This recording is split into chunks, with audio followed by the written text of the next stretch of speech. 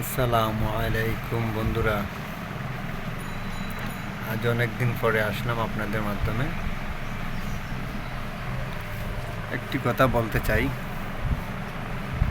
আচ্ছা বন্ধুরা, বলেন তো, ভালো কাজে কয়জন শরিক হয় আর খারাপ কাজে কয়জন শরিক হয়?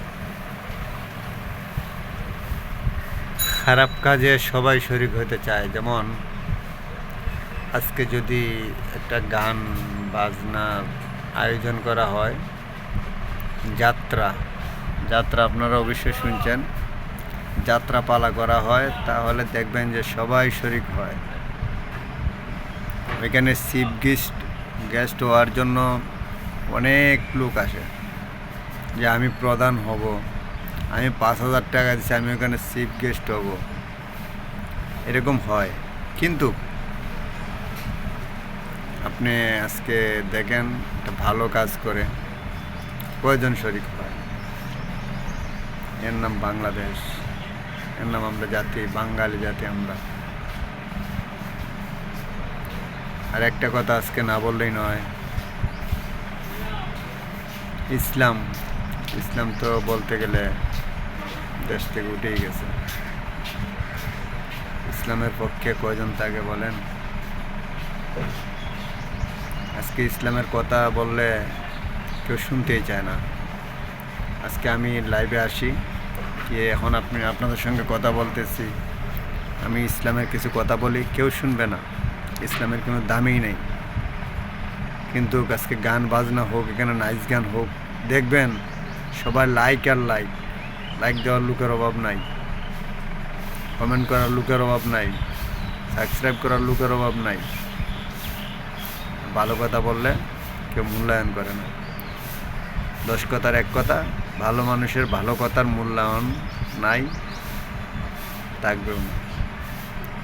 হবে একদিন, হাদিসে অবশ্যই উল্লেখ করা আছে, যারা মুসলমান অবশ্যই কম বেশ হাদিস শুনেন, হাদিসের বই পড়েন। কিয়ামতের আগে ইসলাম কায়েম হবে। শুনতেছি ফুরাত নদীতে পানি শুকিয়ে নাকি স্বর্ণ খনি বার হইতেছে। অনলাইনে যা দেখতেছি, টিভির খবরে যা দেখতেছি, এগুলো সব কিয়ামতের আলামত। কিয়ামতের আলামত চলে আসছে ভাইয়েরা, বন্ধুরা, সবাই আমার মুসলিম ভাই বোন যারা আছেন সবাই নামাজ পড়েন ভাই। নামাজ ছাড়া কিছু নাই পৃথিবীর বুকে।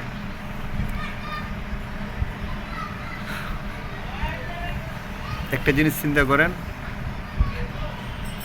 আজকে যদি আমি মারা যাই, কাল পরশু কি আর পরের দিন কি এক সপ্তাহ বড় জোর আমার সন্তান আমাকে মনে রাখবে, আমার স্ত্রী বড় জোর এক সপ্তাহ মনে রাখবে, পরে সবাই ভুলে যাবে। হ্যাঁ, মনে রাখবে কে? যে গর্ভধারী মা বাবা, ওনারা মনে রাখবে যতদিন বাইসে থাকবে আমার সন্তান একটা ছিল। কিন্তু এরকম থাকবে না ভাই, কিছুদিন পরে সব স্বাভাবিক হয়ে যাবে। খবরে কি নিয়ে যাবেন? আচ্ছা, পৃথিবীর বুকে আপনি আর আমি এখন ক্ষমতার জোরে অনেক কিছু করতে পারি, কিন্তু একবার চিন্তা করেন, আজকে যদি ডাক আসে, আজকে চলে যেতে হবে। আজকে আমাকে ডাক আসলে আজকে আমার চলে যেতে হবে। এই মুহূর্তে এক সেকেন্ডেরও আমার ভরসা নাই। আমরা কিসের আসে কী করতেছি ভাই? নামাজ পড়েন। যে আমাদেরকে পাঠিয়েছেন, কেন পাঠিয়েছেন, কী কারণে পাঠিয়েছেন, একবার চিন্তা করেন। আর যারা বলে আল্লাহকে দেখা যায় না, আল্লাহকে বিশ্বাস করে না, এগুলা নিয়ে গুজব ছড়াইছে ভাই, এগুলো নাস্তিক, কাফের এগুলা। আরে আমি এটা ভাবি না কেন যে আল্লাহকে দেখা যায় না তার জন্য আল্লাহ নাই? এটা যে আমি বলি, যারা আমরা বলতেছি, আর তো নাস্তিক, এত কাফের। নাহলে পৃথিবীটা সৃষ্টি হইলো কীভাবে? মানুষ কই থেকে আসে আর কেনই বা মারা যায়? আজ পর্যন্ত কেউ বলতে পারছে যে পৃথিবীর বুকে মানুষ সারা জীবন, একজন বাইসা রয়েছে আজকে 50 বছর বয়স হয়েছে, ও মরে না? 500 বছর বয়স হয়েছে, 1000 বছর বয়স হয়েছে, মরে না? বলতে পারবে এরকম?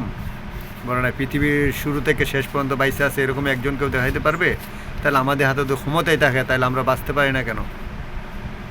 জন্ম একদিন হয়েছে, মৃত্যু একদিন হবে, কিন্তু মৃত্যুকে ভয় করতে হবে ভাই।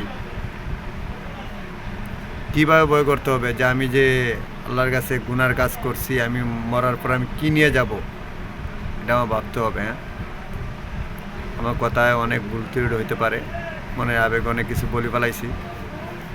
পারলে আমাকে ক্ষমা দৃষ্টিতে দেখবেন, আর পারলে আমার চ্যানেলটাকে সাবস্ক্রাইব করে দিবেন। ভালো থাকেন, সুস্থ থাকেন। আসসালামু আলাইকুম ওয়া রাহমাতুল্লাহ।